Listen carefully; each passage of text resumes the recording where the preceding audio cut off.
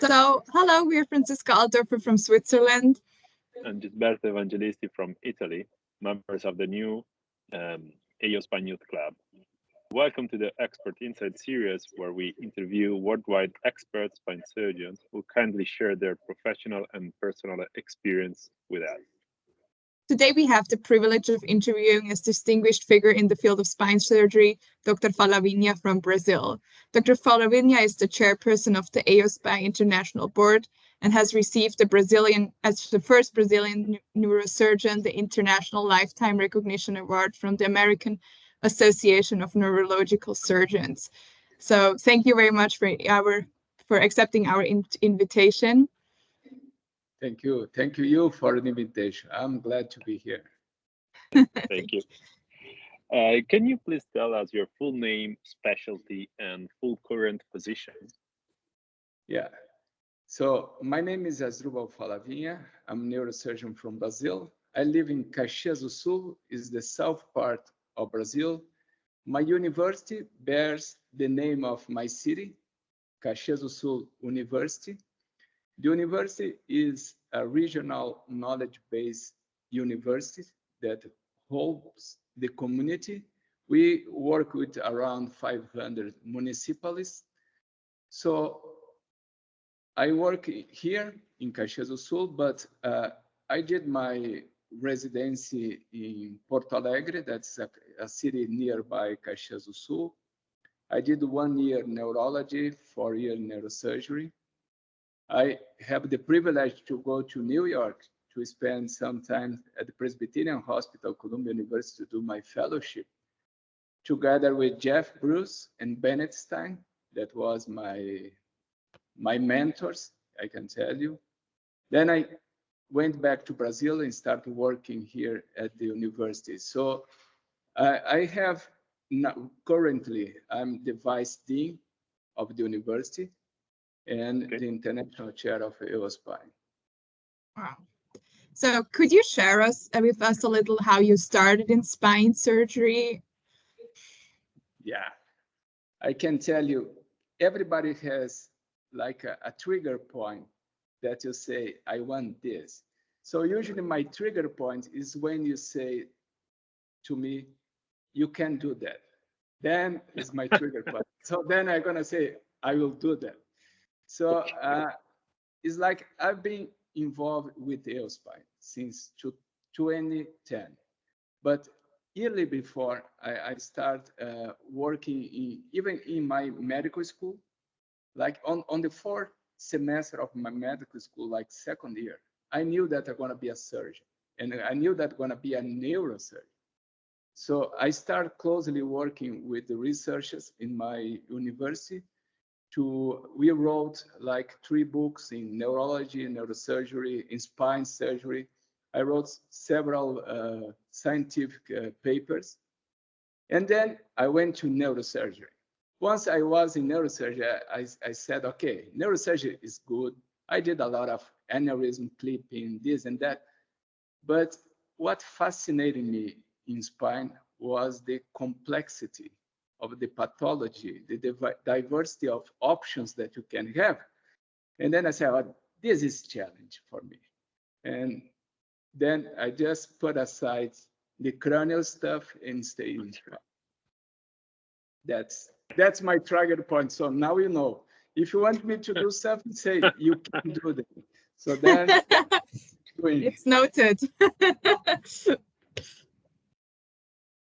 Okay, and have you always wanted to become a spine surgeon, or you had another work in your mind? No, you know, when I went to Columbia University, I like skull-based tumor. And then I started with Jeff Bruce. I talked with him and work in the lab with the research lab with skull-based tumors. But since I was there and I knew Paul McCormick and Bennett Stein, and they teach me the beautiful things of spine.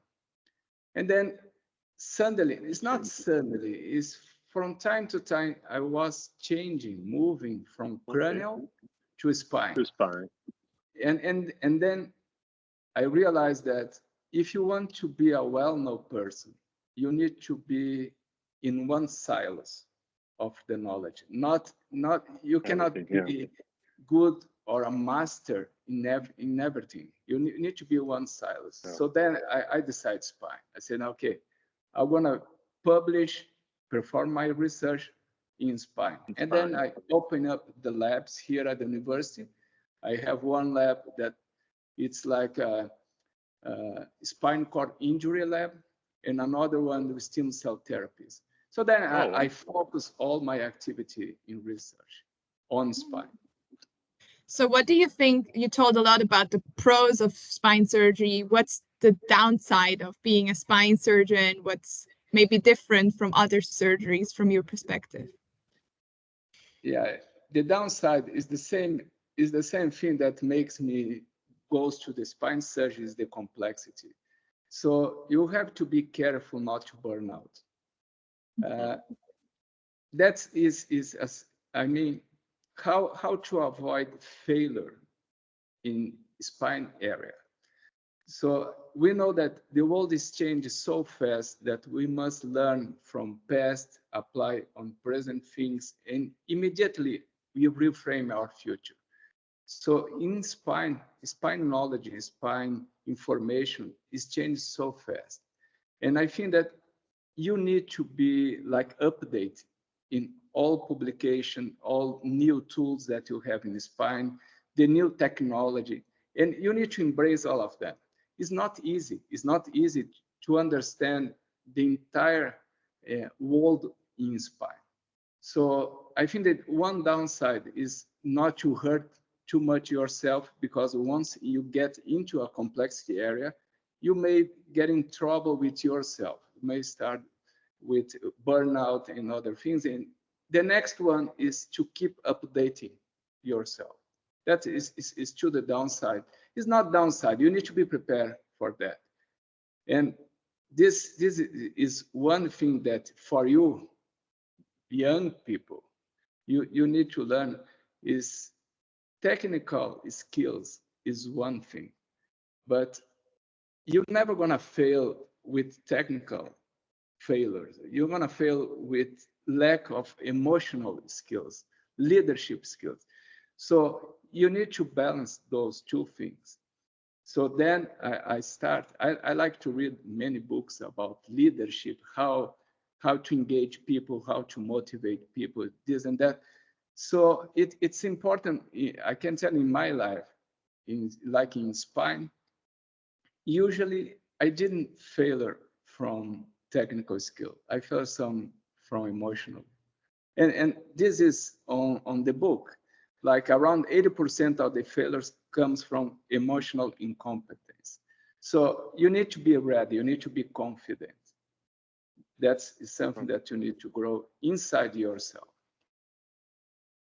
But do you think the program, like residency, does equip surgeons with that skills? I don't think so. You learn how to insert the pedicle screw in thoracic spine. You learn this and that. But you know, leadership skill, it's another thing. You need to have like a mentor that like start to teaching you about leadership traits that you need to pursue. Like lack of confidence. I see many young people suffering with lack of confidence that comes down with three fears that I keep telling them. One is fears of failure. Another one is fear of rejection.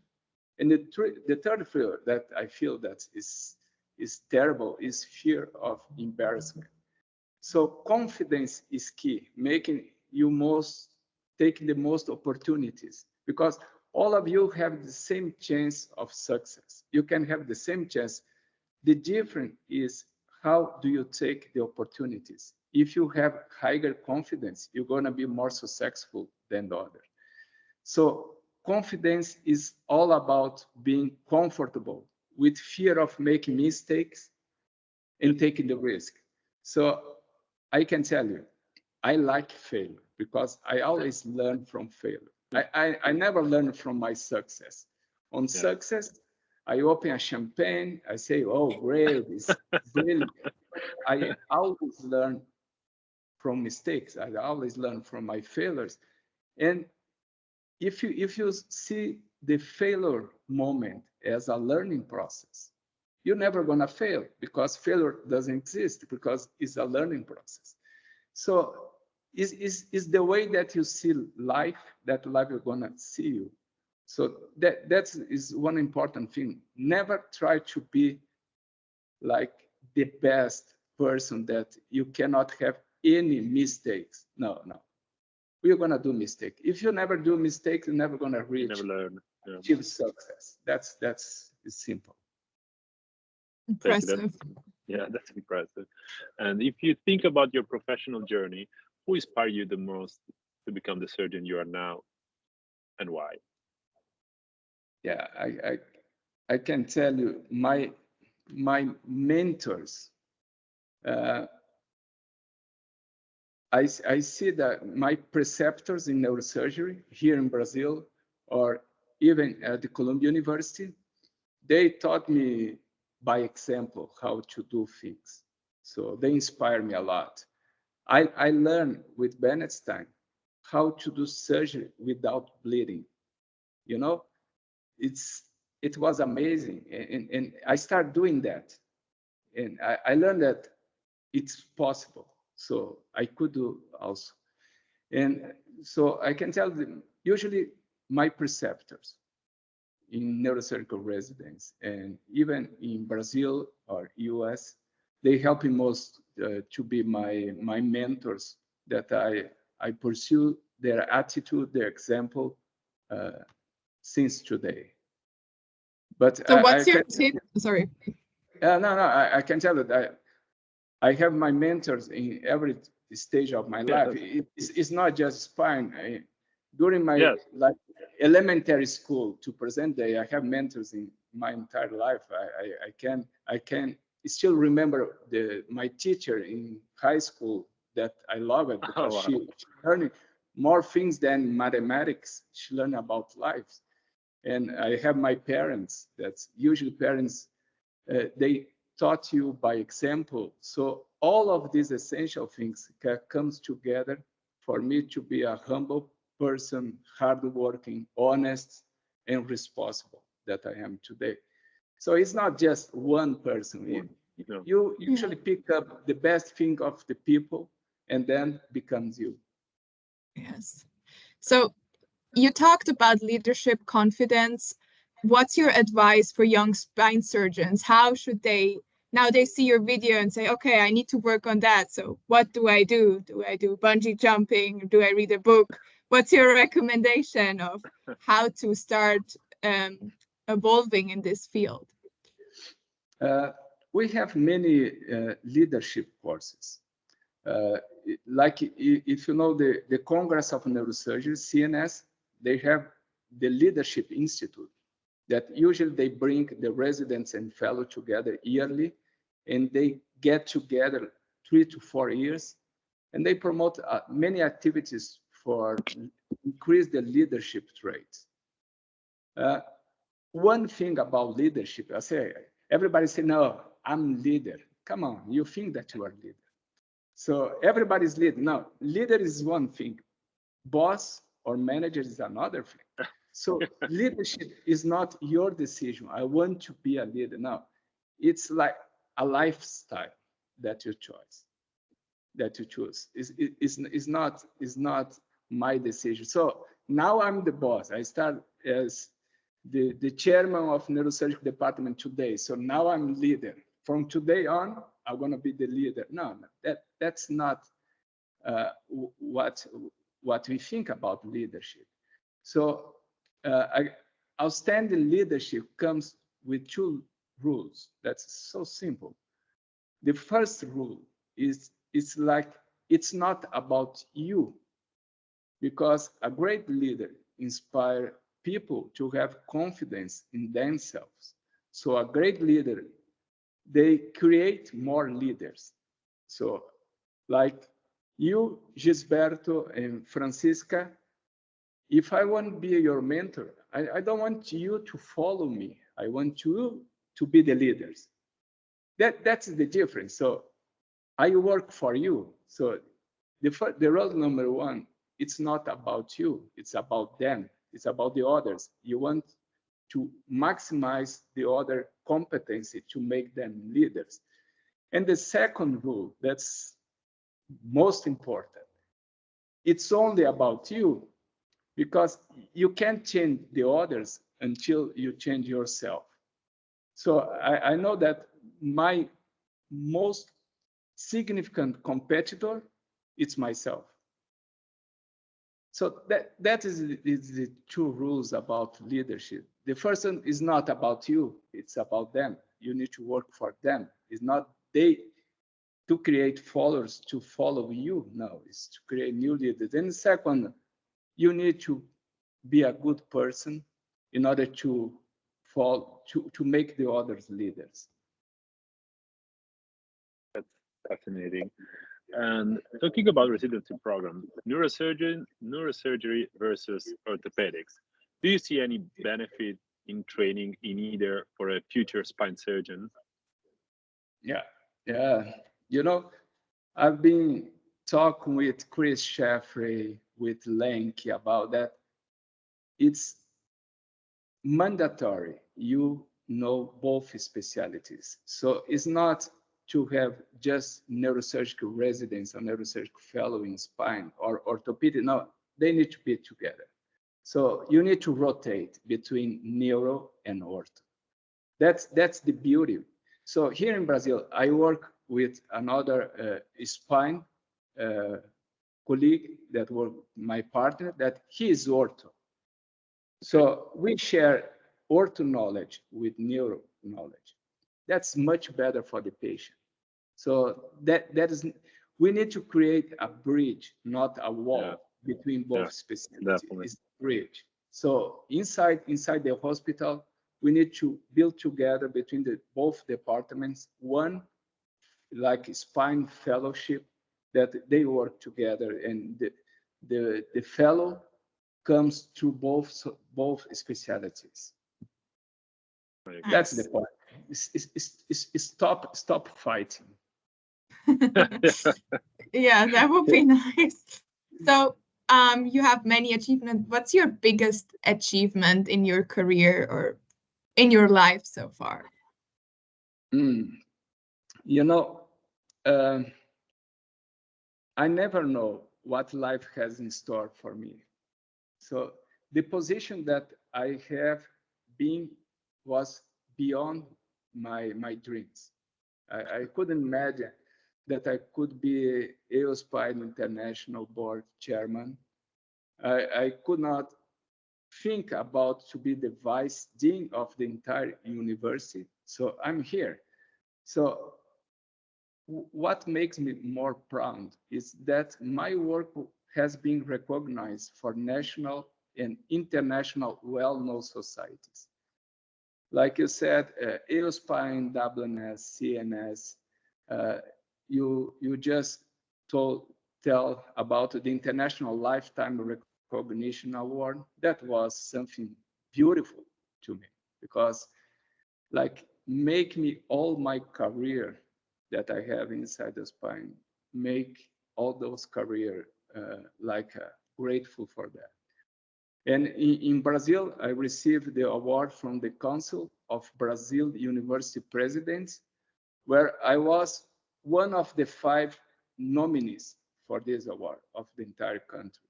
So that's my best achievement. But I can tell you the most proud of being is the father of 2 wonderful kids and a beautiful wife. That's the most important.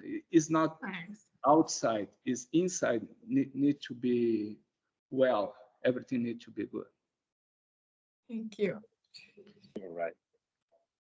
And okay, and we are ending up our beautiful interview. To end, let's engage a quick game in which we ask you question, and you reply with a quick and fast answer. Okay. What is your hobby? Exercise. I like run. I like gym. And what is your favorite book? Good to Great, Jim Collins. That's is one of my favorite books. Okay. And your favorite food? Churrasco. You know churrasco? Barbecue. I heard.